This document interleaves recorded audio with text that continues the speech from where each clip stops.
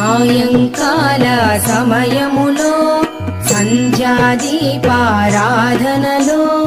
వచ్చును తల్లి మహాలక్ష్మి, వచ్చును తల్లి వరలక్ష్మి. కాళ్లకు గజ్జెలు కట్టింది, మెడలో హారము వేసింది, పిలచిన వెంటనే పలికింది, అడిగినదంతా ఇచ్చింది. సాయంకాల సమయములో సంధ్యాదీపారాధనలో వచ్చును తల్లి మహాలక్ష్మి, వచ్చును తల్లి వరలక్ష్మి.